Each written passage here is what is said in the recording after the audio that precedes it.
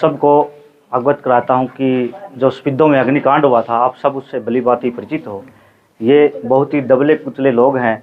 इनकी पीड़ा को सुनने के लिए इनके पास आज तक ना तो कोई प्रशासन का व्यक्ति आया है, ना विधायक साहब से के द्वारा इनके परिवारों को मिला गया है, ना ही जो पीड़ित परिवार हैं वहाँ कोई रोहतक पीजीआई में कोई कहीं दाखिल है उनकी कोई सुनवाई हुई है, ना इनको मुआवजे के लिए कोई उचित वो दी गई है।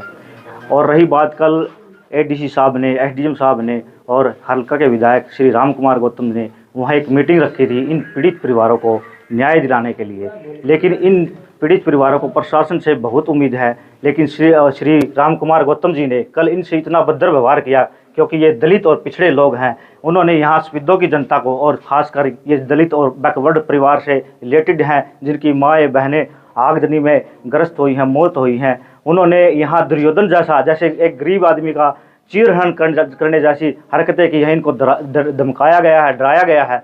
हम सरकार से अपील करते हैं, माननीय मुख्यमंत्री श्री नायब सिंह सैनी से, कि आज तक वो नहीं जागे हैं और यहाँ स्पिद्दो में रैली करना चाहते हैं, और वो रैली का फ़ायदा करना चाहते हैं कि पहले इन गरीबों की पुकार सुनी जाए। जब तक इन गरीबों की पुकार नहीं सुनी जाएगी तो उनकी रैली सफल होने की कोई संभावना नहीं है। मैं मीडिया के साथियों के माध्यम से आपको भी और उनको भी अवगत कराना चाहता हूं, जो सरकार की मानसिकता है या श्री राम कुमार गौतम जी की जो मानसिकता है, इतने दिन से इन लोगों को भवंडर बनाए हुए, वो झूठ पे झूठ बोलता है। कभी कहता है कि मैंने उनके खिलाफ कार्रवाई करने के लिए आपको अवगत किया है, पुलिस प्रशासन को अलर्ट किया है, अब तक कोई कार्रवाई नहीं हो चुकी है। ये किसी भी कार्रवाई से संतुष्ट नहीं है। और रही हल्का विधायक श्री राम कुमार गौतम जी की बात, वो तानाशाही प्रकार का विचार अपनाए हुए हैं इन दलित परिवारों के प्रति। वो न्याय की बात नहीं करते, वो इनको धमकाते हैं कि ये मुद्दा कैसे न कैसे दब जाए। वो सिर्फ और सिर्फ उनका मुद्दा है रैली को सफल बनाना।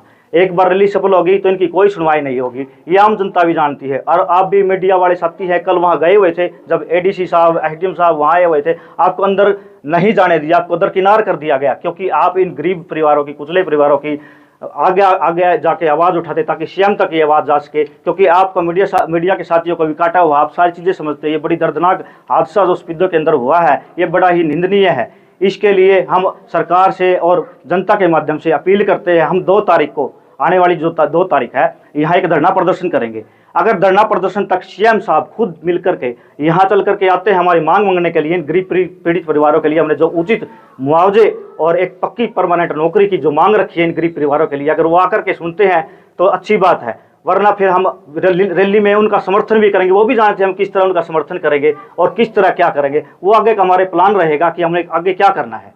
और मैं इसी बात को और थोड़ा आगे ही बढ़ाना चाहता हूँ कि आप मीडिया के साथी हैं, जिनके माध्यम से ही हम आगे विचार प्रकट करना चाहते हैं। कल एडीसी साहब भी आए थे, वो भी आए थे। हमें भोंडर बनाया जा रहा है इन गरीब पीड़ित परिवारों को कि मैंने मुख्यमंत्री जी से बात कर ली है, आपको उचित मुआवजा मिलेगा, आपको सरकारी नौकरियां मिलेंगी। जब उसको सरकारी नौकरी के बारे में बात कही कि आप लिखित में दे दो, आपकी मुख्यमंत्री जी के साथ बात हो चुकी है, गरीब पीड़ित परिवारों को उचित मुआवजे और सरकारी नौकरी की बात हो चुकी है, आप लिखित में दे दो। तो वो बोला इनको मैं न्याय नहीं मिलने दूंगा, और इनको न्याय नहीं मिलेगा, तू क्या कर लेगा, तू कौन है, क्या है। मैं गरीब पीड़ित परिवारों के साथ हूं, और जब तक मेरे शरीर में एक खून का कतरा भी है, जब तक इनके लिए लड़ता रहूंगा, चाहे मेरी जान चली जाए। और आने वाले 4 तारीख से पहले भी कुछ लोग ऐसे जो आत्मदेह कर सकते हैं, और उसका जिम्मेवार श्री राम कुमार गौतम जी होंगे। अगर किसी जान और माल की हानि हुई है 4 तारीख तक, उसके जान वाली मान के हानि श्री राम कुमार गौतम, क्योंकि उनकी जो विचारधारा है वो दाबने, कुचलने और गरीबों का शोषण करने की विचारधारा है। उनको यहाँ स्पिद्दो में विधायक नहीं बनाना चाहिए था। और हम विधानसभा में भी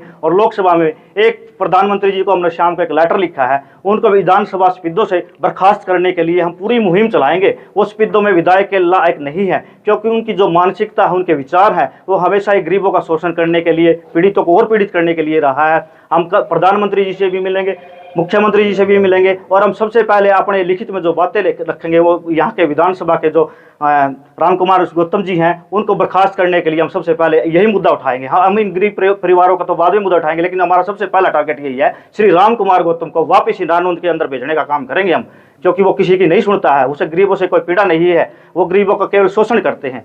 धन्यवाद। मेरा नाम श्रवण कुमार है जी। कौन सा वार्ड? मैं मोड़ा गाँव से है सर। हाँ, ये जो सामने ये घर है, ये मेरी मम्मी जी है। 1 महीना हो गया इस घर को ताला लगे हुए है। आज तक कोई भी इसके घर के वो लेने नहीं आए। पीजीआई में रोहतक दाखिल है, ये बिरमामी जी है, ये सामने जो घर पे ताला लगा हुआ है अभी भी दाखिल है। कोई भी व्यक्ति उसके घर तक मिलने नहीं गया है। हमें बहुत दुख है, हमें नहीं, पूरी स्पिद्दों की दुनिया में रोष है, और कोई भी इनकी खबर लेने नहीं आया और नहीं की कोई सुनवाई करता, क्योंकि ये पीड़ित और दबे कुचले लोग हैं। ये बेचारे दिहाड़ी मजदूरी कर करके अपने बच्चों का परिवार पालती थी, और उस परिवार के लिए वो ताकि एक टाइम का खाना मुहैया करा सके, लेकिन अब उनके परिवारों में एक चूल्हा भी नहीं जगता। आज आप इस चीज से अवगत है कि आज 24-25 दिन हो गए, 24-25 दिन हो गए, आज तक कोई सरकार का नुमाइंदा उनके घर तक नहीं आया उनका बेरा लेने के लिए। नहीं, एसआईटी बनाई है क्या? एसआईटी जो एएसपी सोनाक्षी सिंह है, क्या वो पीड़ित परिवारों से मिली थी? नहीं मिली है, वो पीड़ित परिवारों से नहीं मिली है। बल्कि मैंने परसों एक ठान ली थी, जितने भी पीड़ित परिवार में हर बंदे के, चाहे वो कोई घायल था या मृतक था, हर परिवार के साथ, हर परिवार के घर पे गया हूँ वो सांत्वना देने के लिए। और आगे भी चाहे मुझे कुछ भी करना पड़े, उन्हें न्याय दिलाने के लिए मैं बिल्कुल तैयार हूँ। मेरे खून का एक कतरा बलिदान हो जाएगा इनके लिए, मैं इनको न्याय दिलाने के तैयार हूँ। 12 कैजुअल्टी हुई है, शिकायत कितने लोगों ने दर्ज कराई?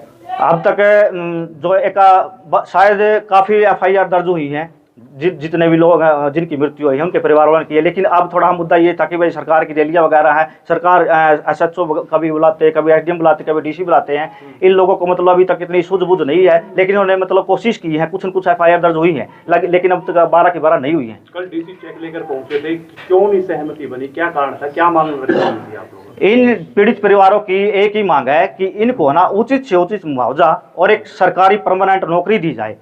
ठीक है, इनका एक ही मकसद है। और जो दोषी हैं उनको उचित कार्रवाई करके उनको सलाखों के पीछे आजीवन कारावास या फांसी की सजा सुनाई जाए। इस पूरे प्रकरण में पुलिस की भूमिका कैसी रही?